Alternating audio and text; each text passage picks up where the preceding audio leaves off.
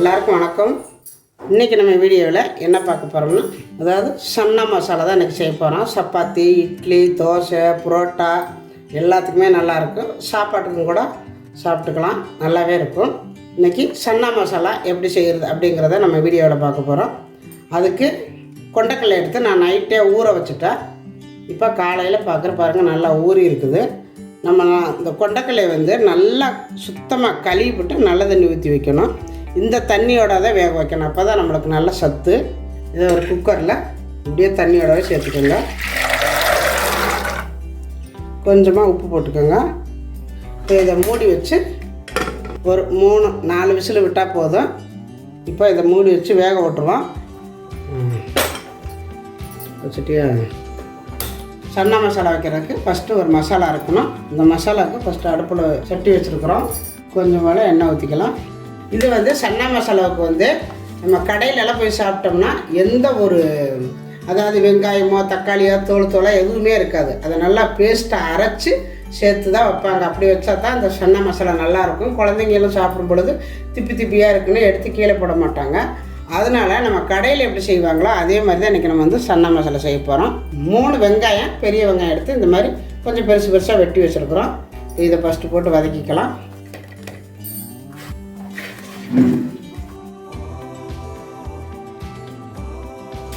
லைட்டாக வெங்காயம் வதங்கினதும் கொஞ்சம் போல் இஞ்சி பூண்டு இதையும் சேர்த்து வதக்கிக்கலாம். இது ஓரளவு நல்லா வதங்கணும். வெங்காயம் ரொம்பவும் பச்சையாக இருக்கக்கூடாது, ரொம்பவும் நைஸாக வதங்கணுங்கிறதில்ல, ஓரளவு வதங்கணும். பாருங்கள், ஓரளவு முக்கால்வாசி வதங்கிருச்சு. இப்போ அதுக்கு தேவையான பொடி ஐட்டமெல்லாம் போட்டுக்கலாம்.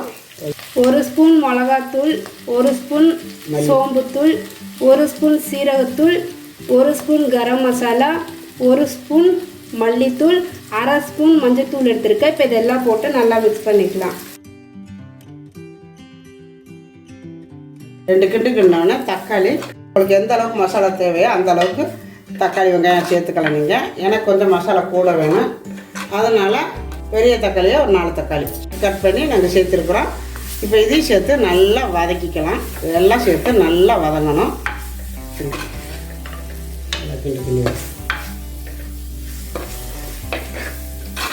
எங்கள் அம்மா ஆப்பையை என் கையில் கிண்ட கொடுத்துட்டாங்க. இது கிண்ணதே இல்லை, இல்லை கிண்ணோன்னு கிண்டே வர மாட்டேங்குது. இப்படி இதுதான் ஆசையாக இருக்குமா? இங்கே பாரு, இந்த மாதிரி கிண்டு.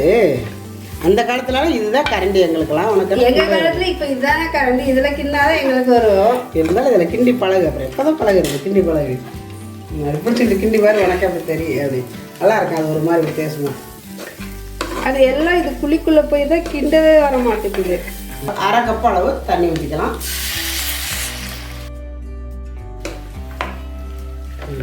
பாருங்க, இந்த அளவு தண்ணி ஊற்றிருக்குறோம். இப்போ அடுப்பை ஸ்லோவில் வச்சு இதை மூடி வச்சு ஒரு 5 நிமிஷம் வேக விடலாம். மூடி வச்சு ஒரு 5 நிமிஷம் கிண்டி விட்டு வேக விட்டிங்கன்னா அந்த பச்சை வாசமெல்லாம் போயிடும். நம்மளுக்கு அந்த சன்னா மசாலா ரொம்ப நல்லாயிருக்கும் சாப்பிட்றதுக்கு. அதனால் போயிருக்கட்டும். இப்போ இந்த மசாலையெல்லாம் நல்லா வதங்கிடுச்சு, போதும். இப்போ நம்ம அடுப்பை ஆஃப் பண்ணிவிட்டு இந்த மசாலையை வேறு ஒரு பாத்திரத்தில் அள்ளி வச்சு நல்லா ஆற வச்சு தான் அரைக்கணும். இப்போ அடுப்பை ஆஃப் பண்ணிவிட்டு இதை வேறு ஒரு பாத்திரத்துக்கு மாற்றிக்கலாம்.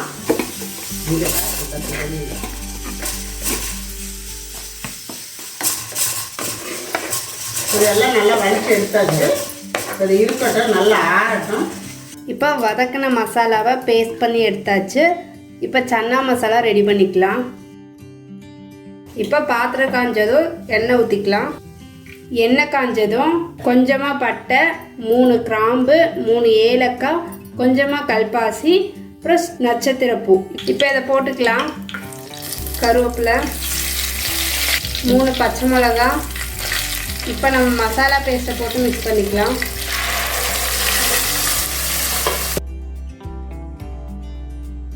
இப்போ இதில் தேவையான அளவு உப்பு போட்டுக்கலாம். இப்போ இது ஒரு 5 நிமிஷம் நல்லா வதங்கட்டும். இப்போ பார்த்தீங்கன்னா பாருங்கள், கொண்டைக்கடலை நல்லா வேக வச்சு எடுத்தாச்சு. இப்போ இதிலேருந்து கொஞ்சம் போல் கொண்டைக்கடலை தனியாக எடுத்து வச்சுக்கோங்க. இது ஏங்கிறத நான் அப்புறம் சொல்கிறேன். கொஞ்சமாக இந்த அளவு எடுத்து வச்சுட்டு இப்போ இந்த மசாலையில் நம்ம அதை தூக்கி இந்த தண்ணியோடவே சேர்த்துக்க போகிறோம். இப்போ கொஞ்சம் நேரம் அந்த மசாலா வதங்கினா போதும். இப்போ நல்லா வதங்கிருச்சு.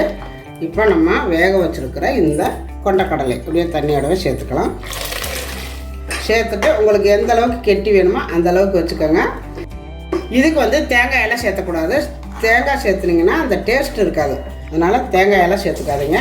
இப்போ நம்ம எடுத்து வச்சுருக்கோம் பார்த்திங்களா, இந்த கொண்டைக்கடலையை லாஸ்ட்டாக கொஞ்சம் நல்லா நச்சு இதில் சேர்த்துக்கிட்டோம்னா நல்லா கெட்டி கிடைக்கும். அதுக்காகத்தான் எடுத்து வச்சுருக்கிறேன். நம்ம மசாலையில் போட்டுட்டு நீங்கள் நச்சிங்கன்னா நைபடாது. இப்போ இது வந்து நல்லா வெந்திருக்குது பாருங்கள், எப்படி மாவாட்டம் வருது பாருங்கள். இதை என்ன பண்ணணும்னா இப்போ சூட்டோடவே நச்சு வச்சிட்டோம்னா அப்புறம் சேர்க்குறதுக்கு நல்லாயிருக்கும். அந்த கிரேவி வந்து நம்மளுக்கு கெட்டியாக கிடைக்கும். அதுக்கு தான் அதை எடுத்து வச்சுருக்கிறேன். இப்போ இதை வந்து நல்லா நச்சு எடுத்துக்கலாம். இப்போ இது உப்பெல்லாம் போதுமானு பார்த்துக்கோங்க, கரெக்டாக இருக்கான்னு பார்த்துட்டு நல்லா மூடி வச்சு ஒரு 2 கொதி வர விடலாம். உப்பு எனக்கு கரெக்டாக இருக்குது. இப்போ நம்ம மூடி வச்சிடலாம், கொதிக்கட்டும். இப்போ அப்பப்போ திறந்து விட்டு நல்லா கிண்டி விட்டுக்கோங்க. நம்ம எடுத்து வச்சுருக்குறோம் அந்த கொண்டைக்கல்லையை பாருங்கள், இந்த மாதிரி நான் நச்சு வச்சுருக்கிறேன். ரொம்பவும் நைஸாக நச்சிடாதீங்க, சும்மா 1-2 நச்சுட்டு கொஞ்சம் போல் தண்ணி ஊற்றி நல்லா கலக்கி விட்டு இப்போ இதில் சேர்த்துக்கலாம். தண்ணி ஊற்றி நல்லா கரைச்சி விட்டு இதில் சேர்த்துக்கோங்க. இப்படி சேர்த்துக்கிட்டிங்கன்னா நல்லா கெட்டி கிடைக்கும், நல்லா இருக்கும் மசாலா. இப்போ இது வந்து நல்லா கொதிக்கணும். இப்போ நம்ம மூடி வச்சு நல்லா கொதிக்க விட்டுறலாம். இந்த மாதிரி நல்லா கொதித்து வற்றிடணும். அவ்வளோதான், சன்னா மசாலா ரெடி ஆயிடுச்சு. சப்பாத்திக்கு ரொம்ப நல்லாயிருக்கும். இதை வந்து கடையிலலாம் கொஞ்சம் போல் வெல்லம் போட்டுக்குவாங்க, நல்லா இனிப்பாக இருக்கட்டும் அப்படிங்கிறக்காண்டி. நீங்கள் வேணுன்னா போட்டுக்கலாம், வேண்டான்னா விட்டுறலாம். நான் எப்போவும் போட மாட்டேன், நான் இன்றைக்கி கொஞ்சம் போல் போடுறேன். ஏன்னா இன்றைக்கி வந்து நான் சப்பாத்தி தான் செய்ய போகிறேன். அதனால் கொஞ்சமாக நாட்டு சர்க்கரை, அவ்வளோதான், நிறைய போடக்கூடாது, தெரியும். அதான் இனிப்பு தெரியாமல் போட்டுக்கணும் லைட்டாக, அவ்வளோதான். கொத்தமல்லி தழை கொஞ்சம் போல் கொத்தமல்லி தழை போட்டுட்டு அடுப்பு ஆஃப் பண்ணிட வேண்டியதான். இப்போ நான் அடுப்பு ஆஃப் பண்ணிட்டேன் பாருங்க.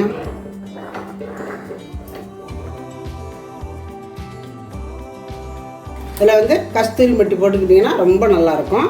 இது கண்டிப்பாக போடணும், அப்போ தான் நல்லாயிருக்கும். அதாவது வெந்தயக்கீரை இந்த மாதிரி நல்லா நுணுக்கி விட்டுட்டு இப்படி போட்டுக்கோங்க. இந்த சன்னா மசாலானால இந்த கஸ்தூரி மெட்டி போட்டால் தாங்க அந்த மசாலாவுக்கு அந்த ஒரு மரியாதை இருக்கும், நல்லாயிருக்கும் டேஸ்ட்டாக. இதில் லாஸ்ட்டில் கொஞ்சமாக அதாவது மாங்காய் பவுட்ரு, அதனால் அவங்கக்கிட்ட இருந்ததுன்னா மாங்காய் பவுட்ரு லைட்டாக சேர்த்துக்கோங்க. அடுப்பை ஆஃப் பண்ணிவிட்டு அதை போட்டுக்கோங்க, அப்போ தான் அந்த மனம் நல்லாயிருக்கும். போட்டுட்டு இப்போ ஒரு கிளறி விட்டுக்கோங்க. அவ்வளோதாங்க, சன்னா மசாலா ரெடி ஆகிடுச்சு. பாருங்கள், எங்கள் பூர்ணி அவ்வளோ தாளிச்சு விட்றேன்ட்டு பாதி தாளிச்சு விட்டு ஓடி போயிட்டா வேலை இருக்குன்னு. இப்போ கஸ்தூரி பெட்டி எல்லாம் போட்டோன்னா பசிக்குதாம்மா, வாசம் அங்கே வருதுமா, சூப்பராக இருக்குதுமாங்கிறான். அதான் நீ வச்சதுனால தான் வாசமாக வருது, வாசம் நல்லா இருக்காடி அப்படின்னு கேட்குறேன் நான். அவள் வச்சதுனால அவளுக்கு வாசம் ரொம்ப பிடிக்கும் போல் இருக்குது. சரிங்க, ரொம்ப அருமையாக இருக்குது பாருங்கப்பா. இப்படி இருக்கணும் சன்னா மசாலா. இப்போ சன்னா மசாலா ரெடி ஆயிடுச்சு. அவ்வளோ அருமையாக வந்திருக்குதுன்னு. அவ்வளோதான், இப்போ நான் சப்பாத்தி செய்ய போகிறேன். இன்றைக்கி வந்து சப்பாத்திக்கு வந்து எங்கள் பூர்ணி தான் பிணைஞ்சி வச்சுருக்கிறா. அவள் நல்லா செய்வாள் சப்பாத்தியெல்லாம். இப்பப்போ எங்கள் பூர்ணி சூப்பராக செய்கிற ஒவ்வொன்றும். அதனால் அவளே சப்பாத்தி செய்யிடுன்ட்டேன். அவளே மாவெல்லாம் பிணைஞ்சி வச்சுருக்கிறா. நல்லாயிருக்கு, மாவு தேய்ச்சி போட்டுக்கலாம்.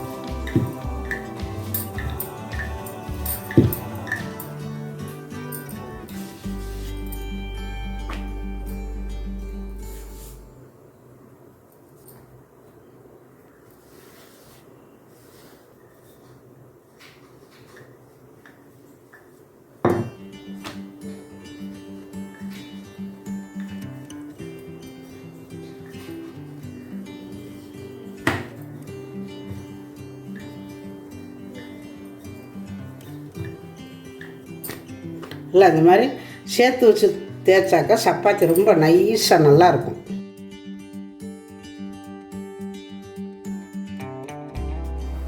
பாருங்கள் எவ்வளோ லேசாக இருக்குது சப்பாத்தி. லேசாக வேணும்னா இந்த மாதிரி சப்பாத்தியை லைட்டாக தேய்ச்சி எல்லாம் அடுக்கி வச்சுக்கிட்டு மறுபடியும் தேய்ச்சிங்கன்னா நல்லா இந்த மாதிரி நைஸாக வந்துடும். இப்போ இங்கே கல் காஞ்சிட்ருக்குது.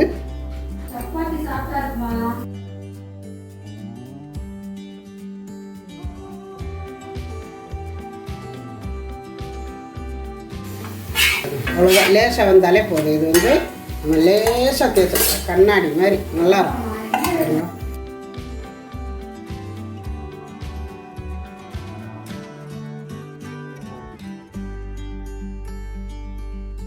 சப்பாத்தி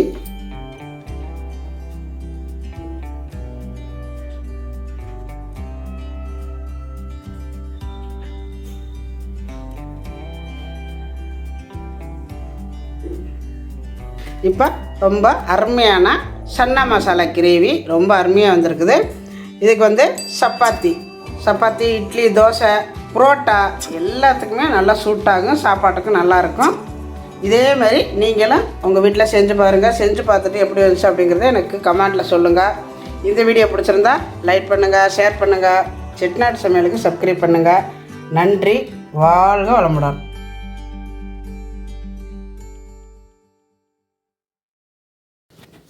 பார்த்திங்கன்னா நான் சப்பாத்தி சாப்பிட போகிறேன். ரொம்ப ஈஸியாக இருக்குது சப்பாத்தி, நல்லா மெதுவாக ரொம்ப அருமையாக இருக்குது.